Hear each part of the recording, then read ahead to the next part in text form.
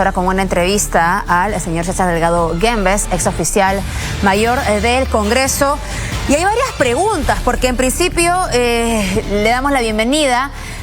Sería la primera vez que se presentan hasta 4 listas para la mesa directiva. Señor Guembes, ¿cómo está? Muy buenas tardes. Sí, efectivamente, dentro de la experiencia que yo tengo desde el año 1980, que empecé a trabajar en el Congreso, en la Cámara de Diputados, a lo más se podrían presentar 3 listas. Creo que es la primera vez que se presentan 4. ¿Y cómo entender que además 2 de estas listas tengan a miembros de la misma bancada? Me refiero a las listas que tienen en la postulación para la presidencia a 2 congresistas por Renovación Popular. Ante lo que nos encontramos es a una señal más, que es síntoma de la debilidad que tienen los partidos políticos en el Perú, porque carecen de la debida cohesión y disciplina, en razón de lo cual ocurre lo que estamos advirtiendo. Hay un fenómeno de transfugismo por un lado, y por otro lado hay un fenómeno de falta de cohesión, de forma tal que dentro de la misma bancada se presentan 2 candidatos a la presidencia del Congreso. Lo que ha circulado es la pregunta si se puede anular, tachar esta lista, la tercera lista que está liderada por el señor Esdras Medina, y le doy, digamos, un punto adicional. El señor Rafael López Aliaga le ha pedido que renuncie al partido. Entonces, la pregunta es, ¿se puede llevar la renuncia? ¿Lo pueden expulsar? En ese contexto, ¿qué efectos tendría para la presentación? ¿Se puede tachar esta lista? ¿Qué es lo que podría suceder? Bueno, la posibilidad de presentar una tacha existe, aunque la experiencia ha sido que no se admiten ningún tipo de recurso impugnatorio en el proceso electoral. Se presenta la tacha, acto seguido lo que tendrá que hacer quien presida el Congreso será poner al voto si se admite o si no se admite la tacha, y según el número de votos se definirá. Pero cualquier tipo de acontecimiento, como pudiera ser la insuficiente cohesión dentro de los congresistas de Renovación Popular, así como los pedidos que han recibido del líder de su partido político, el señor López Aliaga, para que desista de la propuesta que ya se ha realizado, son cuestiones totalmente ajenas al procedimiento de elección de la mesa directiva. Puede efectivamente sancionarse en algún momento al señor Esdras Medina si es que acaso eso está estipulado como una falta dentro del reglamento interno del Grupo Parlamentario de Renovación Popular. Eso es un tema aparte, pero no es un procedimiento típicamente parlamentario. Sí, yo hago la precisión. El señor Rafael López Aliaga lo que le pide es la renuncia de la bancada. Correcto. Si él no renuncia, podría ser expulsado de la bancada de Renovación Popular. ¿Y cómo afectaría que él ya no pertenezca a ninguna bancada, si es que es posible, su postulación? Bueno, si optaran por el procedimiento disciplinario al interior de Renovación Popular, podrían efectivamente expulsarlo de la bancada. Sin embargo, a partir de la sentencia del Tribunal Constitucional, en la que se reconoce la posibilidad de que a partir de libertad de conciencia los congresistas puedan optar por permanecer en un grupo parlamentario o pasarse a otro, a partir de esa sentencia no existe ningún tipo de impedimento para postular a una mesa directiva con un grupo parlamentario o con otro. No existe ningún tipo de impedimento. Antes sí lo existió. Con la reforma que se realizó el año 2016, habían serias limitaciones para la migración de un partido a otro. Como repito, a partir de esa sentencia del Tribunal Constitucional, las oportunidades de transfugismo no han disminuido, sino que al contrario se han incentivado. A ver, para entenderle entonces, el señor Esdras Medina, si termina siendo expulsado de la bancada, sin tener ninguna bancada, sin pertenecer a ninguna bancada, ¿él podría igualmente postular a la presidencia de la mesa directiva?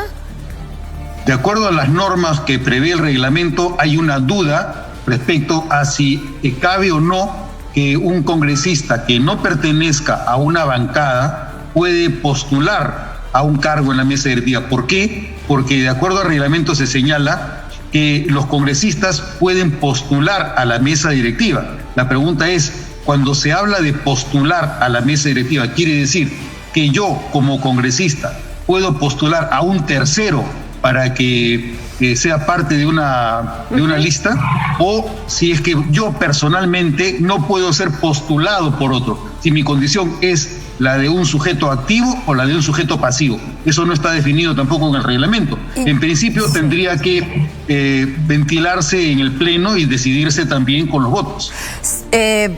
Permítame insistir nada más con una última pregunta sobre este caso en concreto, porque para liderar una comisión en el Congreso tú tienes que pertenecer a una bancada. ¿Cómo sería posible que haya esta exigencia para integrar una comisión, para liderar una comisión y no para ser presidente del Congreso? Eso depende de los arreglos que existan y de lo que dispone el reglamento. El reglamento no es suficientemente claro, pero en todo caso, como repito, eso tendrá que ser definido. Si se presentara algún tipo de tacha y si es que la sanción hubiera sido impuesta antes de la elección, que es el día de mañana, en ese caso recién se podría hacer de conocimiento del Pleno que el señor ha dejado de pertenecer al grupo parlamentario y en razón de lo cual se puede presentar la tacha. Esto sí podría ocurrir, pero estamos en un tiempo bastante apremiante y corto como para que se pueda conocer de antemano. ¿Cuánto tiempo queda? ¿Cuáles son los plazos para poder interponer alguna acción como una tacha? Bueno, en principio la tacha tendría que presentarse hasta dentro del proceso de elecciones, pero eso, como digo, tendrá que ser puesto a conocimiento del Pleno y el Pleno tendrá que resolver si admite un recurso impugnatorio o si no lo admite. Y si lo admitiera, si es que va a resolver a favor o en contra de la tacha frente a esa lista. Dentro del proceso, y usted nos habla además de la sesión del Pleno, ¿significa que estaríamos hablando que mañana mismo, antes de la votación, se discuta una probable tacha presentada? Efectivamente, tendría que presentarse como cuestión previa una tacha contra la presentación de una de las listas en razón a que hubiera eventual y condicionalmente un miembro de esa lista que no perteneciera a un grupo parlamentario. Ahora, usted también nos decía que finalmente hay prácticamente duda o vacío en la norma respecto de esta posibilidad de postular a la presidencia del Congreso sin pertenecer a una bancada y no hay claridad tampoco si te pueden postular, digamos, por criterio de otra persona o de otra bancada a otro miembro del Congreso. Parece una discusión muy larga que no podría solo definirse en el Pleno. Diera la impresión que incluso después de un debate allí mismo esto podría llegar incluso al Poder Judicial. Difícilmente llegaría al Poder Judicial, ¿no? Difícilmente, pero en todo caso, como digo, eso debe resolverse de manera perentoria dentro del mismo proceso electoral del día de mañana. Si es que ocurriera, repito, si es que ocurriera que a este señor que postula como presidente de la lista sea expulsado de la bancada de Renovación Popular. Solamente en ese supuesto habría especular sobre la materia.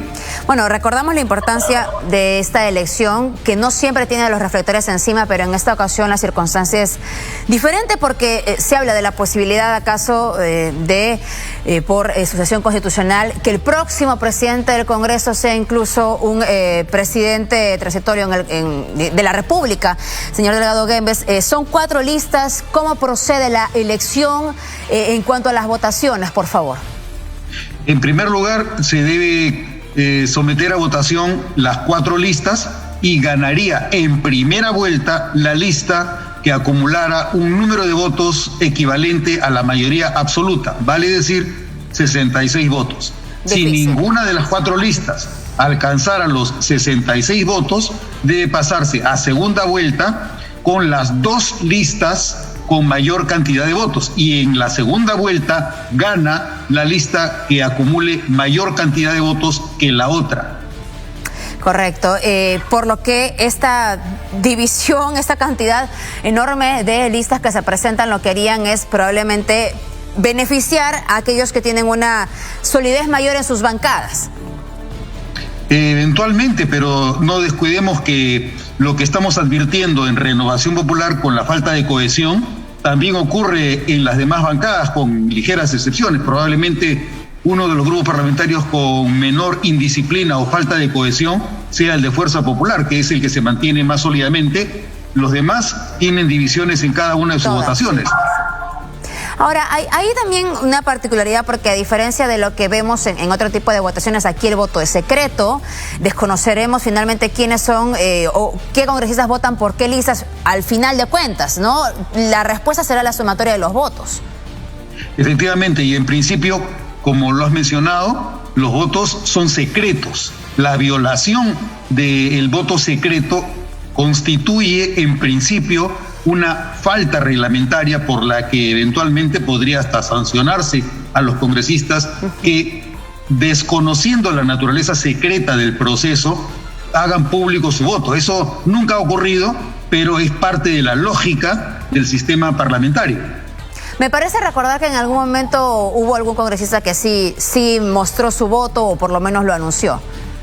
Sí, claro, los congresistas hacen caso omiso de la norma que señala que el voto es secreto, hacen caso omiso, pero tampoco nadie lo exige que se haga alguna manifestación en contra de la indisciplina parlamentaria. Es pertinente, igual, digamos, coherente con la historia, pero igual es pertinente preguntarle por este anuncio de Fuerza Popular que hizo en referencia a la posibilidad de la vacancia del presidente o la vacancia incluso de la señora Dina Boluarte, de que ellos deben tener el liderazgo de la mesa directiva al momento de que esta situación se pudiera dar.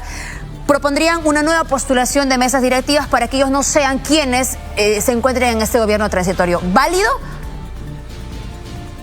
Esa es una posibilidad, pero remota, ¿no? Porque de acuerdo al reglamento, la única manera en la que se puede reemplazar a una mesa directiva sería con la renuncia de todos los miembros. Si efectivamente ocurriera que todos renunciaran, lo que correspondería sería renovar la mesa directiva. Eso hasta ahí sí es correcto.